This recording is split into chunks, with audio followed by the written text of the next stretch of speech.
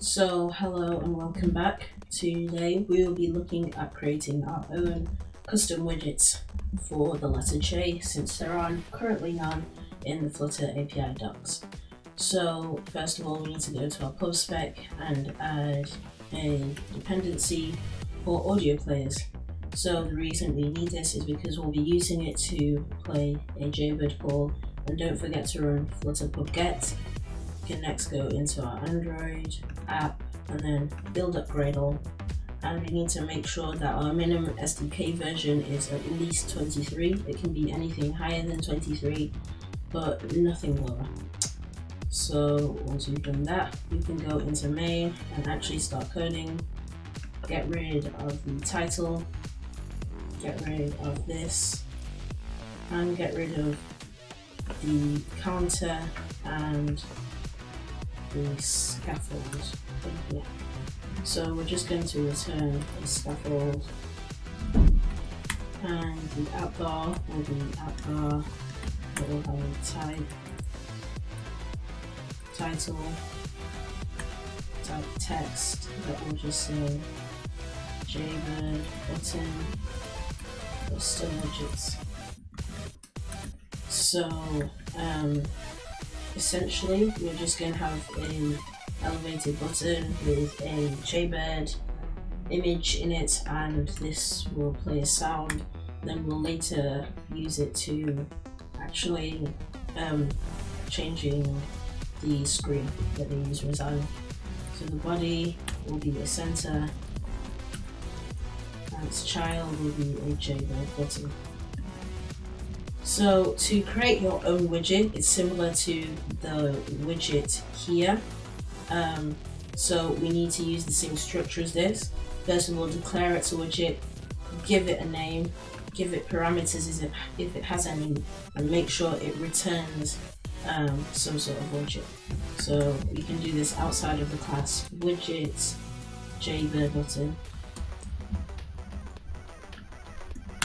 So we will actually be needing a required void callback for this.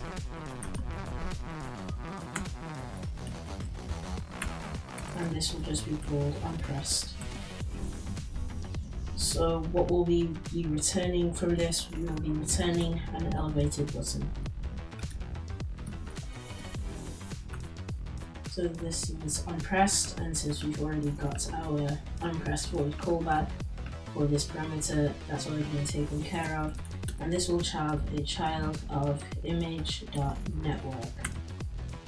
So I've copied my image source and I'll just paste it into here. And once that's done, we can also give it a height, so height 100. So if we go ahead, you'll see that we've actually got we need the parameter unpressed, so we can just add the unpressed argument, and so far it will do nothing, and we can run it. So now we can see that our emulator has opened up, and we just have a small button here with a image of a bird on it. So we can go ahead and give it something to do in the unpressed.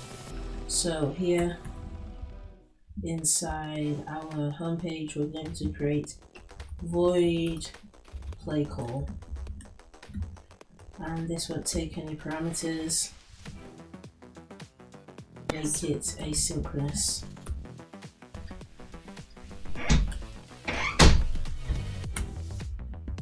So int results is equal to await audio player dot play. So we actually need to define a variable called audio player. So audio player is equal to audio player. So once this is done, we can go here and we need to paste a URL for this.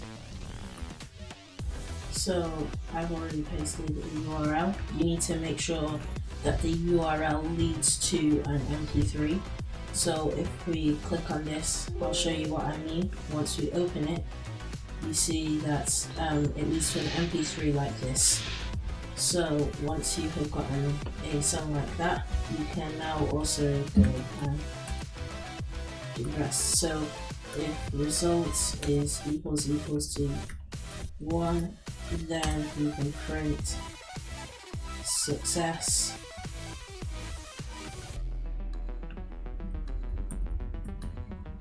Else we will print error.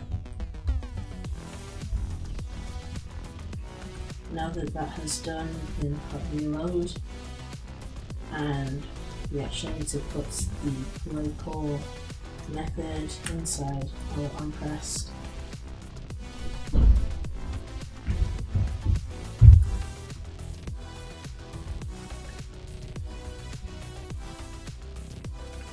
And it's just performing the hot reload. So we've hot reloaded, and we'll see now that we play it, press it, it starts to play the bird song.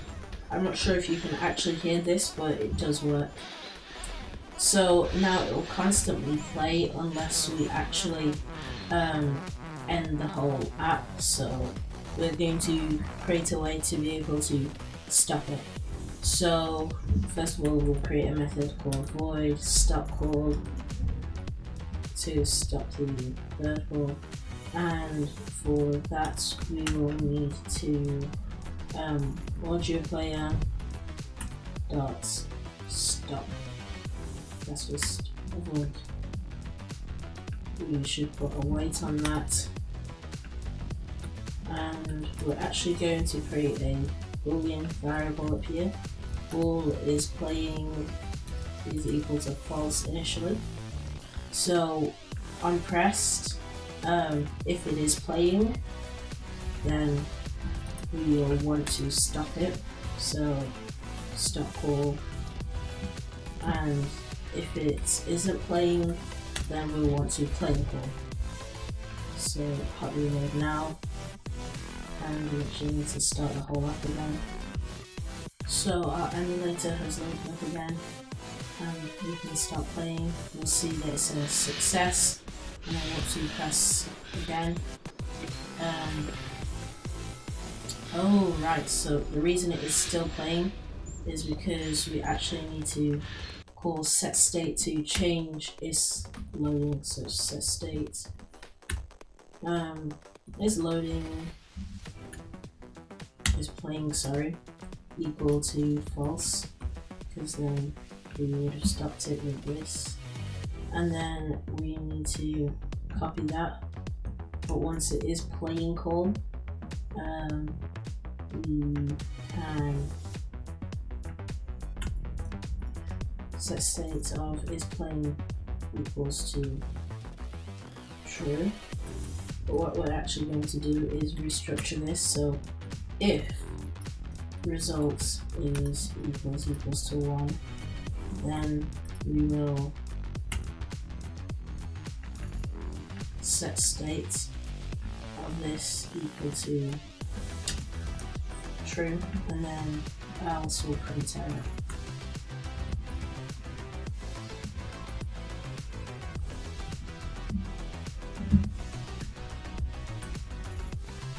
So we can just get rid of that there, and hot reload now, and everything should work now.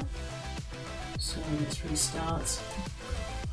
So we can reload now, and once we start playing, you can now hear the bird song, and then once we press pause again, it stops. So it's ended it, and now it's reset the whole thing again from the start. So that's one thing we've done with our custom button.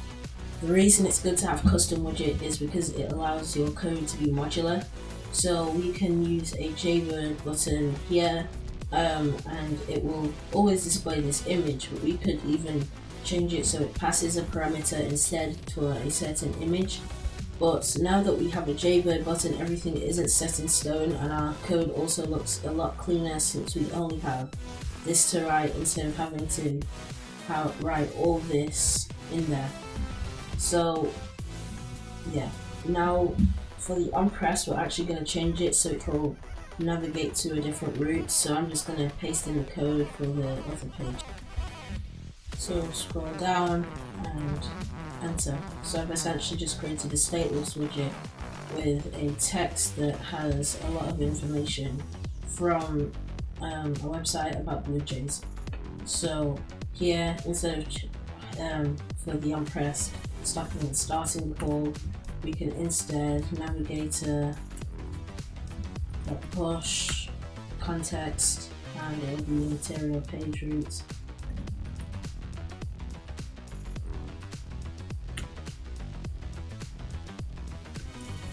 And the builder will be context.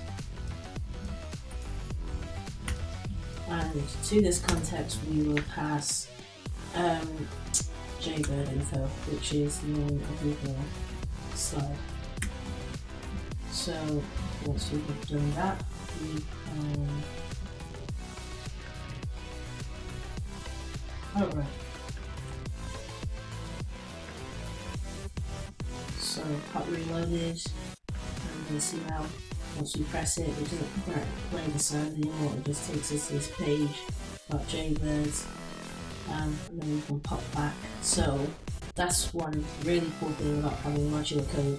It allows you to use one set template and then use it again, but modified so that it serves the purpose you want. And that is the whole point of OOP programming, to be able to have one template and then modify it and make it do what you want to do. So that was it for today. Thanks for watching, and I'll see you around.